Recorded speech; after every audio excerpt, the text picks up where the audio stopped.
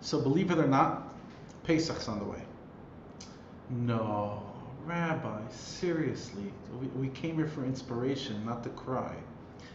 Um, yeah, Pesach has become the Chag of burdens, the tyranny, the nightmares of Jewish women all around the world.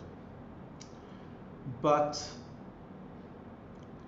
let's be honest with each other. We're entering the second Pesach in COVID. It's the first Chag that we are going to be repeating twice in COVID, which pretty much means the second year in this reality has begun. Now, I'm not going to talk to you about specifically Pesach today. The how-tos. Pesach this year is very different because Pesach starts on a Saturday night, Matzah Shabbos, so it is a very, very unusual story.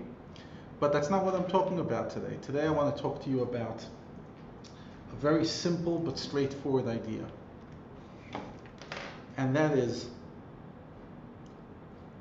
what does it mean to be free during COVID? What does it mean to be free? Because let's be honest, there's certain words that are not the most appropriate words for the last 12 months. Words like joy, freedom, independence, choice,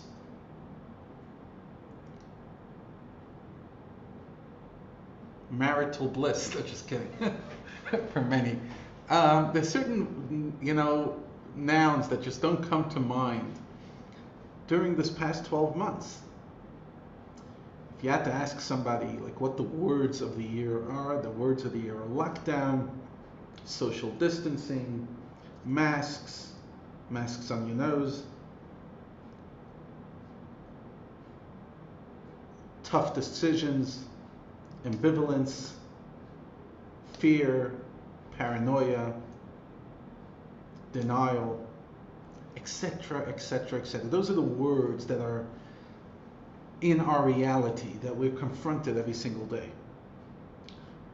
So last week was Purim. Purim was joy, and that definitely was a challenge, feeling joy during this time. But now we're moving into the next thing, freedom. Now Pesach's a big holiday. It's 8 days, it's cleaning, it's shopping, it's kvetching, it's the full experience.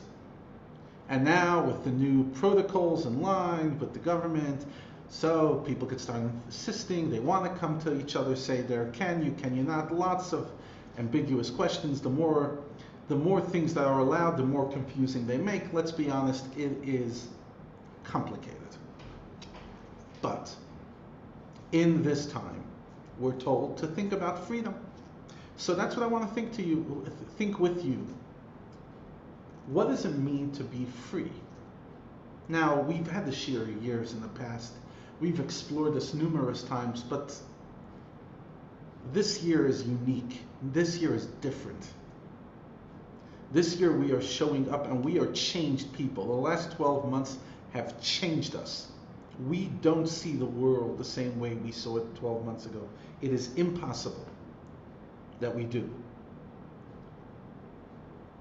I've shared it recently, that story of Rabbi Schneiderless. It's become a new favorite of mine, that somebody walked over to the late Rabbi Schneiderless, who passed away a few months ago, and he said, Rabbi,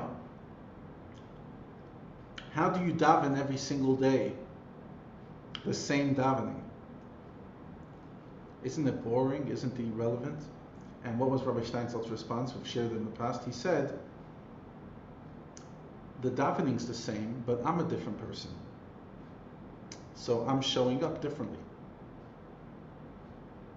And then he turns to the fellow and says, and if you're the same person you were yesterday, it's not the davening that's boring, it's you. I love that. It's so true. So every year when we show up to the Seder, even though we do the exact same things, dipping the hands in the grape juice and eating the matzah, etc., that statement is true, that if you're showing up to the Seder this year and you're the same person that was last year, it's not the Seder that's repetitive, it's you that's repetitive. It's not the Seder that's irrelevant, it's you that's irrelevant. But this year, I don't think any of us are feeling like we're showing up to the Seder maybe similar to last year, but even last year was new. Last year there was this excitement, Mashiach's coming on this Pesach, etc. There was this whole vibe, it was so surreal. Now the surreality of it is over, now we are in it. And now we're getting ready for Pesach. We have a month ahead of us, 4 weeks exactly. And we're starting to get into the zone of Pesach in COVID. And by now we are a more cynical group of people than we were a year ago. A more judgmental, I'm not talking about everybody, but so forgive me for generalizing, but that's my reading of the situation. As a society, we're becoming we're more cynical than we were a year ago, more judgmental of each other. Can you believe they went to holiday? My gosh, it's disgusting, it's so irresponsible. Can you believe they didn't go on holiday? They're so close-minded, they're pathetic, they're so petty, they're so paranoid. Can you believe they went to the restaurant? Can you believe they didn't go to the restaurant? Can you believe that they follow the law? Can you believe they don't follow the law? Baruch Hashem, we have developed new parameters of judgment like never before. We literally sit at the seat of justice and we have the right to judge. Never.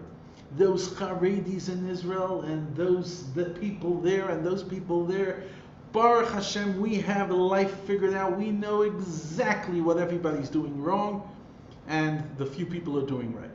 And those conspiracy theorists and those anti-vaxxers and those Baruch Hashem. And by the way, I am not an anti-vaxxer. Not even by 1%. My point is, we've become very, very self-righteous this year. Baruch Hashem, we all have become the moral high ground because we all know what the right thing is. We know when to be rigid about the rules and when to bend the rules. As I've told some people last week, I said, let's be honest, almost everybody I know is bending the rules somehow. Not big, but a bit. The only question is where you're bending the rules, and that, by the way, shows a lot about your priorities. The first places you bend the rules, is it sport? Is it religion? Is it socializing? Is it shopping? Where's the place that you're bending the rules a bit? Because that says a lot about priorities. But that's a side point.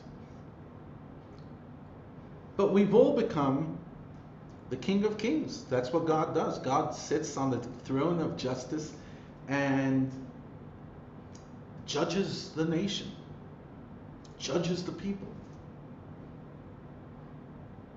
But most of us have not become judges by career. We're not judges. But we do a lot of judging. And maybe, just maybe, and this is my first Pesach idea. I haven't really explored Pesach yet, but hopefully over the coming weeks we'll explore it in different ways. For me, the first idea of Pesach 2021 is let's free ourselves from judgment. What do you mean? But those people are disgusting, they're irresponsible, they went on a plane after maybe doing testing. You're right.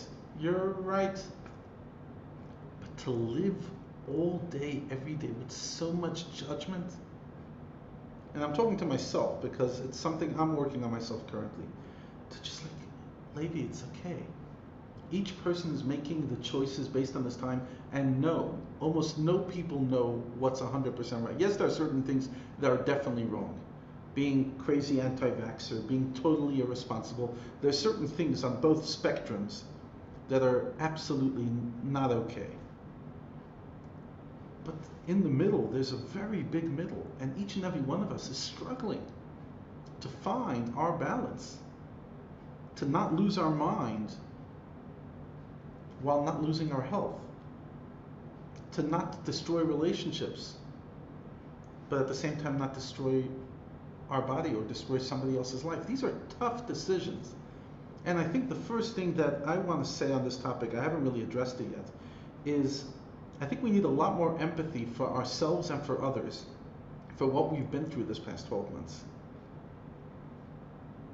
And the first way to remove judgment is to bring compassion.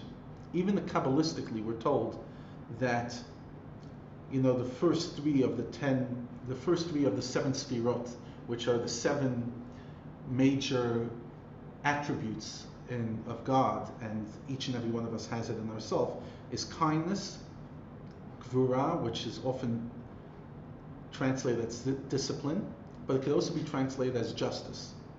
And we're told that the third one is compassion. And we're told that what compassion does, it removes the justice, the anger, the harshness, and leads to ultimate kindness. You see, often it's easy to be kind to somebody that we have nothing to do with. A beggar on the street. But the people we have a relationship with, we become very judgmental, and then it's very hard to be unbridled kindness. And Kabbalah tells us, come and bring compassion into it. In other words, the same thing that you were judging, look at it now through the eyes of compassion. Yeah, they're making bad decisions, but gosh, you know what? I feel for them. This has been a nightmare of a year, and it's very hard to just be a robot for 12 months and just do and fight. Again, I'm not justifying anybody. I'm not justifying my imperfection. I'm not justifying anyone's imperfections. It's not about justifying. It's about developing compassion and realizing this is tough. We're all struggling with these decisions. It is hard. What do I do when an 80-year-old woman comes and says, Rabbi, I need to meet you? Not on Zoom, face to face. Do I refuse her? Do I have a right to? Must I? What do I do? Now, it's very easy to sit outside that seat and sit there saying, of course, Rabbi, I know what you should do. Really? The woman's insisting, I don't want to meet you on Zoom. I want to meet you face to face. What do I do? And I wanted it to be in private space. Okay, so you sit a meter and a half distance, but is that enough?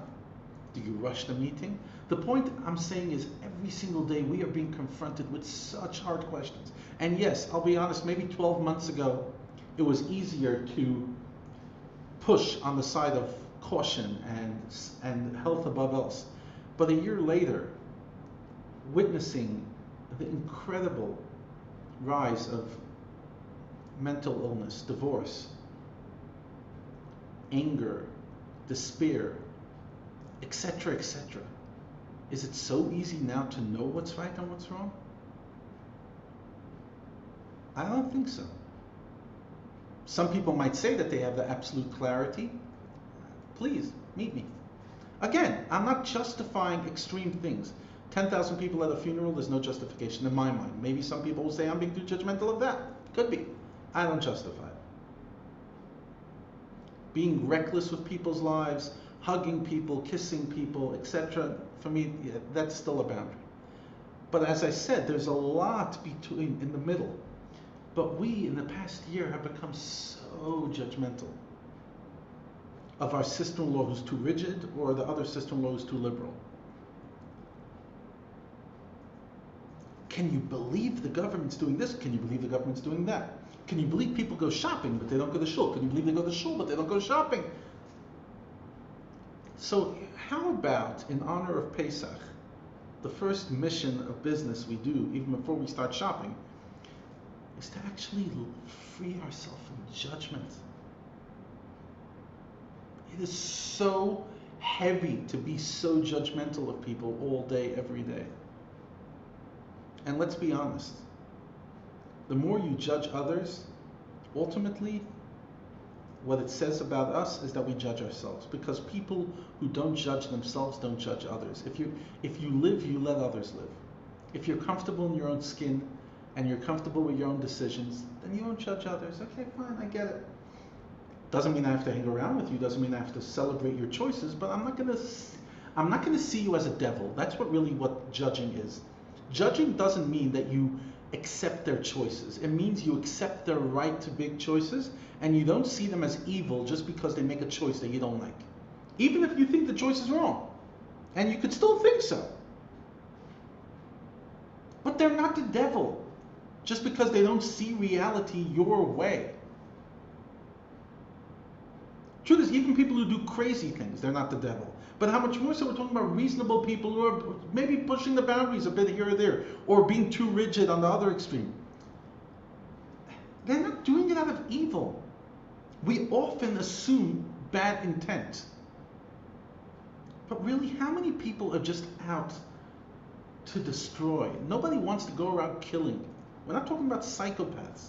And yes, some of us, we know we have a bad intention, we want to gossip, etc. But ultimately, most of us don't. The average choice we're making is not coming from a place of evil. Even if we're doing the wrong thing, it's coming from maybe bad thinking process, insecurities, childhood trauma, God knows what. Bad influence, but not evil. People don't walk around planning to do the wrong thing. And for me, that's been one of the hard things to accept in life, that even people who hurt me are not necessarily there to, in other words, if they knew how much they're hurting me, they not necessarily would do it. Whatever, they're just like, it's just their own insecurities. They feel they have to hurt me in order to put themselves up, etc. But there's not an evil intent. I could sit there saying what you did is wrong and I expect an apology, but I don't think you're the devil for doing that. That's really what judgment is, and what removing judgment is all about. Stop seeing each other and ourselves as bad for doing wrong things. Even if, again, if you believe it's wrong.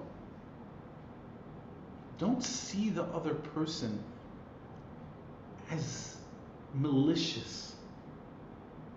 Don't see the other person as just a scoundrel. Bring compassion into it. I've met many people in my life. I can't think of one person I met that truly wants to do the wrong thing.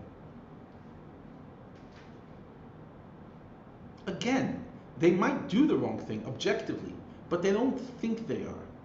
That doesn't make them right, but it does make me have empathy for them and say, you know what, you're doing the wrong thing and I really hope you fix your ways, but you're not a bad guy. You're not a bad person. There's redemption. How much more so when we're talking about things that are so hard to define. COVID has confronted us all with impossible choices. Do you go visit your elderly mother? Do you not? Do you, if you have an elderly person living with you, do you ever leave the house? I don't know. I have my own personal opinions about them. But again, I get it. I get the person who's, especially a person who's an anxious character, each day just being confronted by 5 million decisions. I don't know, should I not? Should I go to the shop? Should I arrange a delivery? When the delivery comes, how many times do I have to spray it? I get it. Do I think that it's driving us bananas and we all need to chill? Yes, but that's my opinion. Maybe physical health is more important than everything else. Maybe. It's hard for me to see that when I see people who are locked down with each other and now it's from a decent marriage and went to a shocking marriage, or from a decent family dynamic and went to a horrible family dynamic. It's hard for me to sit there saying the health above all else. But I get the person who says it. They're not coming from a bad place. That's the way they see it. They say, let's at least stay healthy. And once we're healthy, we'll sort things out after COVID. Or sheken, or shalom. Maybe yes, maybe not. But that's their opinion. I get it.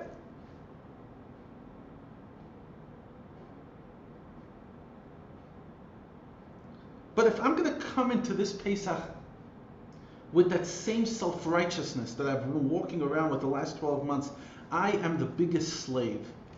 I am not free. To be free means to just look at other people without color. In other words, without sparks flying out of my eyes before they even have a chance to talk. To just look at them with compassion, with love. I get it. I get it. We're all in a terrible paradox. We're all living impossible choices.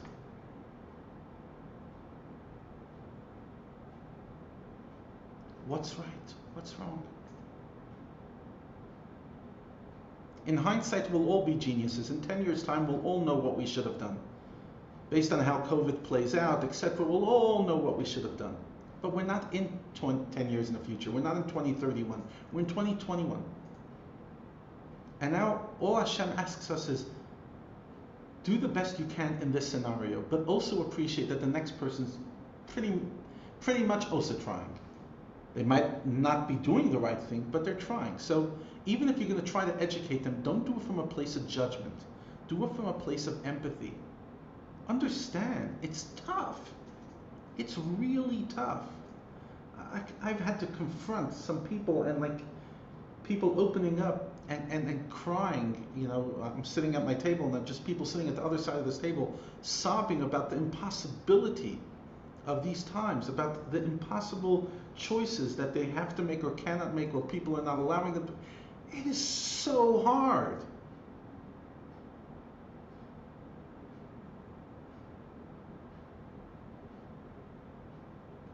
And we know this even from our own lives.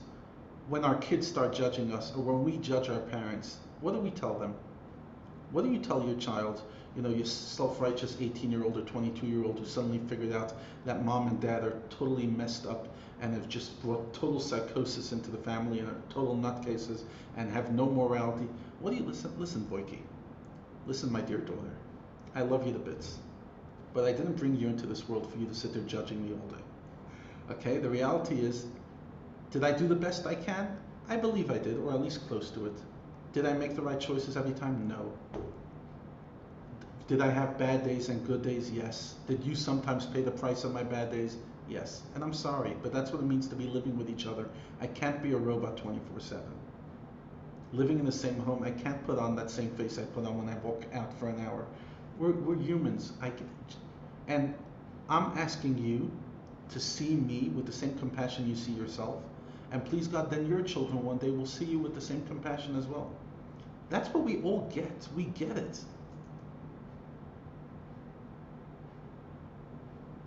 You know, if we're in a long-term relationship, or we're in a, as I said, with children, we get that we're going to see some dark sides of that person, some sides that are just not pretty. We're going to see their worst moments and their best moments. And how are we going to keep the relationship going? Because we're going to have compassion and say, yeah, you acted like a total idiot. You did. But I still love you and I still believe in this relationship. And I'm willing to forgive you and move on. That's the only way any human interaction can last, is when we take judgment out. And if any of us have been, you know, we're born into a family of a lot of judgment, we know how painful it is to just be judged by your parent every single day. It's miserable. Of course we're not perfect. And of course often the parent was right in their assumption, but their judgment, yeah, they said you were wrong, but like, you didn't have to say it like that. You could have said it with kindness. And I just think after a year like this, if we allowed judgment to just subside a bit, take a step back, we would feel so liberated. Interesting, just a few weeks ago, like I posted something to a friend of mine, and it came across quite judgmental about somebody else, or actually a group. And he reached out to me and he said, Levi, let's be honest.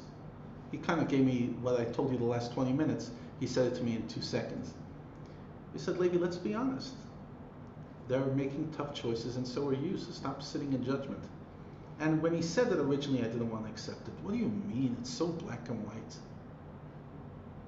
But I've had some time to process it, and I've realized it's not. It really isn't.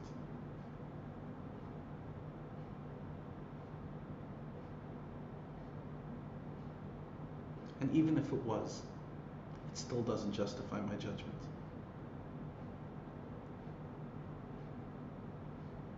So the next time, you know, somebody reaches out to me and says, you want to have coffee, and you're not up to it, that's fine. Just say, honey, I'm really not comfortable with it, but I get it. Instead of, you know, shutting the phone and say, how dare they? They're not bad. They just miss you. They just want to connect. And maybe they don't see the world the way you do. We all see the world through our own experiences.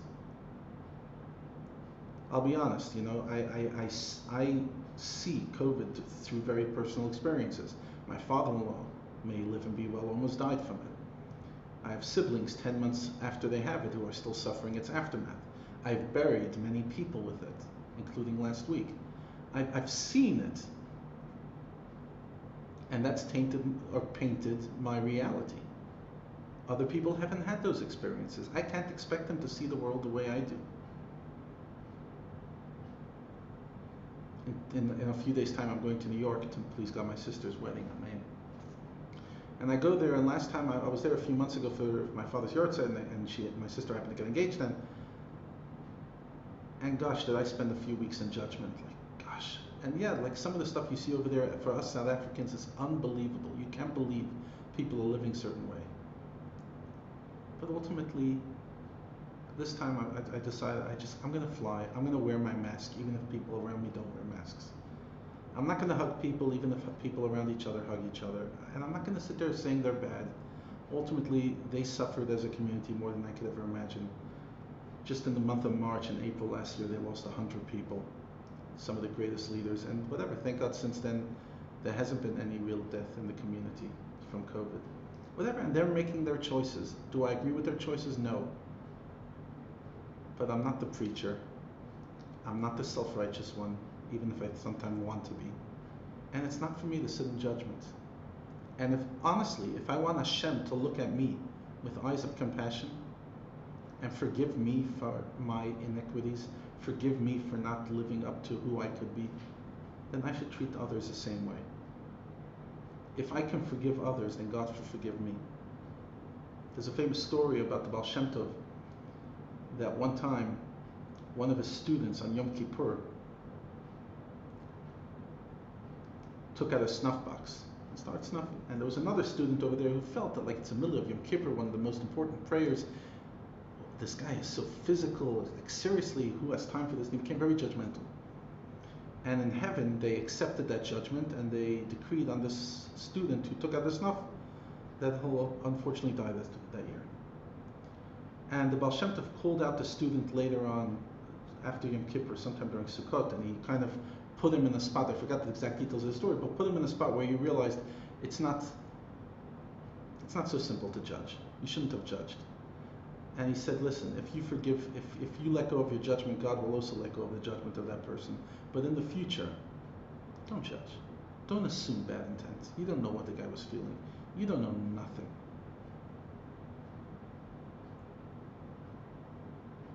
If we can look at each other with eyes of kindness, not only will it be the best thing that comes out of COVID, I believe it will be the best thing that's happened in thousands of years. Because what destroyed our temple 2,000 years ago? Baseless hatred. Where does hatred come from? Judgment. No judgment, no hatred.